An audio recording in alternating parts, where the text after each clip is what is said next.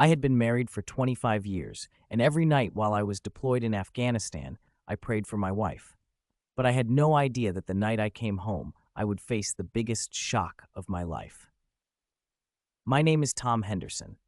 I'm 47 years old and was a sergeant in the United States Army, or at least I used to be, because by the time I'm telling this story, I'm retired.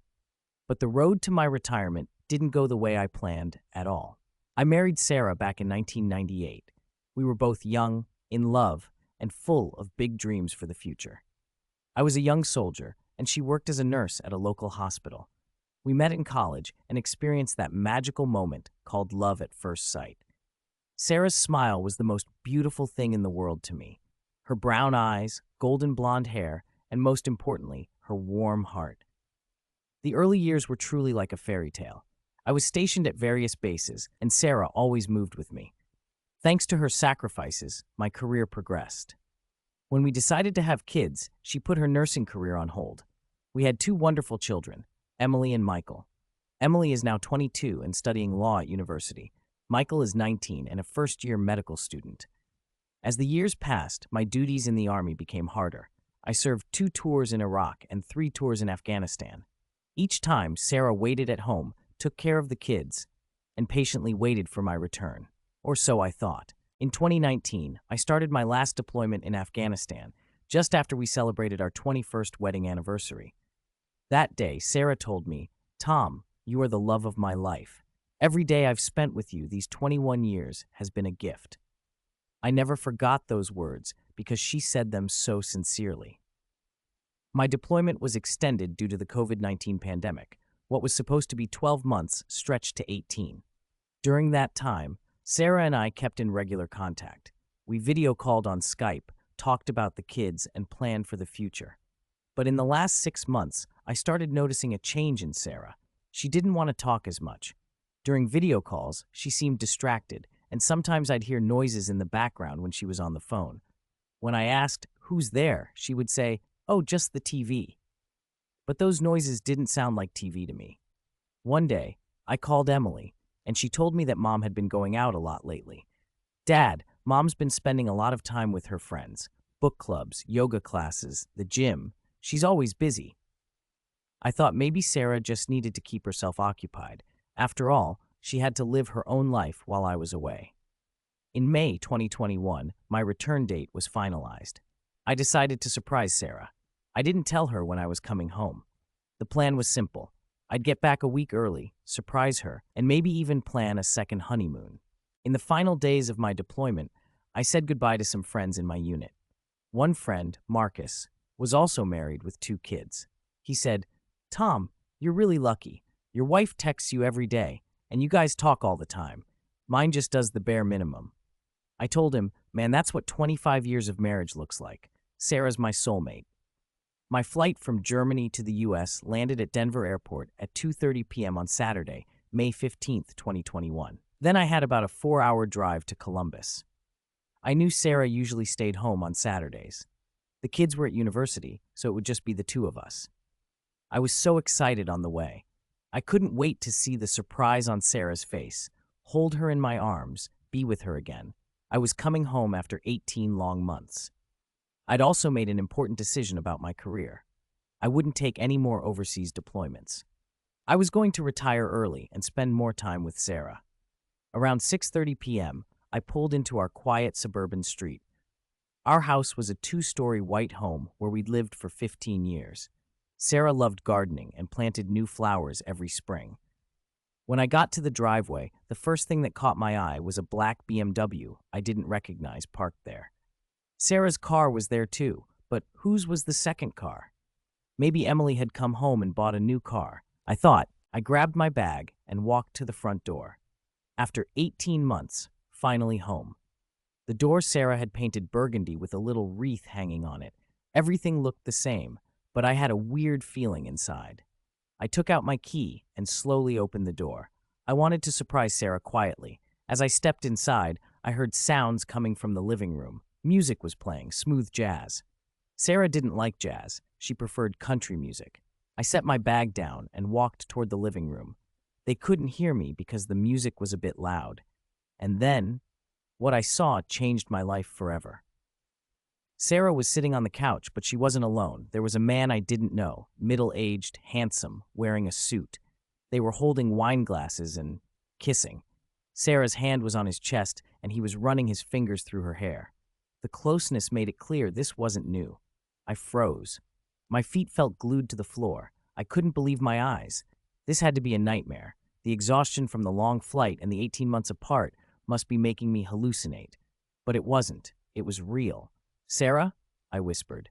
They both turned around. I will never forget the expression on Sarah's face. First shock, then fear, then guilt. The man just looked shocked. "Tom!" Sarah jumped up. The wine glass slipped from her hand and spilled red wine on the rug. "You? How are you here? Your return date." "I wanted to surprise you," I said. My voice felt foreign to me. The man stood up too. I'll go," he said. "No," I shouted. "Who are you, and what are you doing here?" I looked at Sarah. Tears welled up in her eyes. Her hands were shaking. My wife of 25 years, the woman who shared every hardship with me. "Tom, please, let me explain," she said. "There's nothing to explain," I yelled. "We've been married for 25 years, Sarah. We have 2 kids. While I was serving my country in Afghanistan, you were here." I couldn't find words. Anger, disappointment, pain, all hit me at once.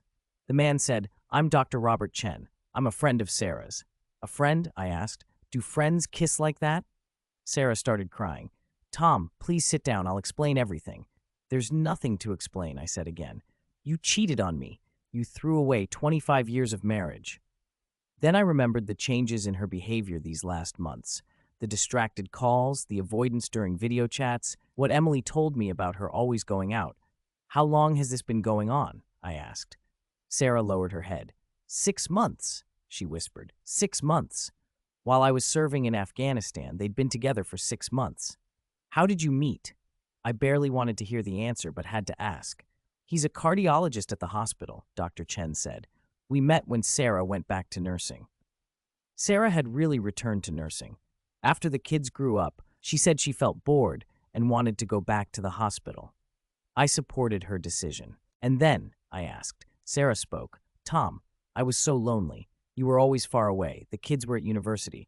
Robert was caring, understanding. At first, we were just friends, but what? You decided to forget me?" "No, I never forgot you. But Tom, you were never here. How many times in 20 years were you gone for long periods? Iraq, Afghanistan, trainings, exercises. I was always alone." That made me even angrier. "I was serving my country, Sarah, for my family, for you." "I know, but I'm human too, Tom. I have needs." Dr. Chen interrupted. "Tom, Sarah always talked about you. She never denied her love for you. But—" "Shut up," I yelled. "You have no right to be here talking. You seduced another man's wife." "Tom," Sarah spoke firmly, "don't talk badly about Robert. I wanted this too." Those words hit me the hardest. The fact that Sarah wanted this changed everything. I left the living room and went to the kitchen. My hands were shaking. I tried to drink water, but my stomach was upset. Sarah followed me. "Tom, let's talk, please."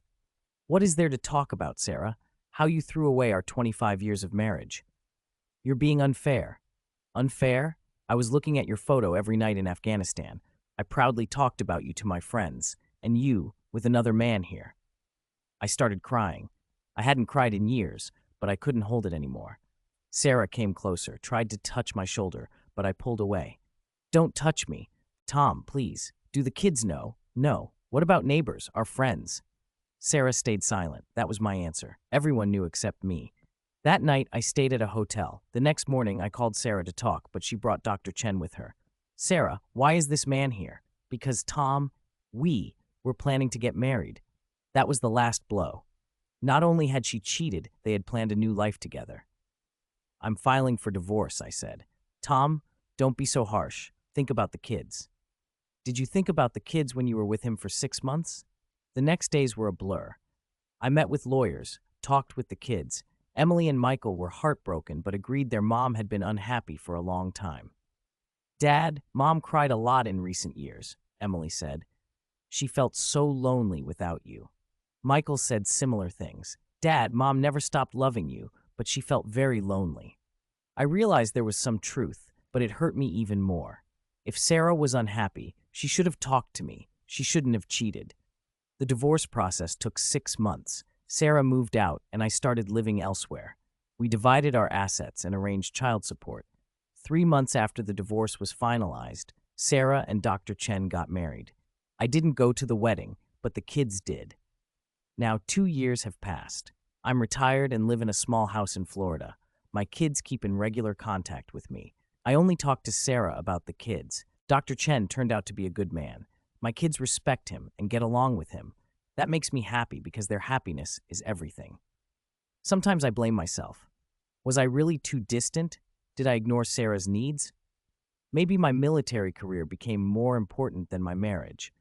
But then I remember that night, the moment I walked in and saw what I saw, how a 25-year marriage ended in one night. Is Sarah still mad at me? Yeah, a little. But I also understand her. 25 years is a long time, and I really was gone a lot. I wish things were different. I wish Sarah had talked to me. I wish I had noticed her loneliness. But wishes don't change life. So now I'm trying to open a new chapter, make peace with the past, and look to the future. A 25-year marriage ended in one night, but life goes on, and I keep moving forward with it.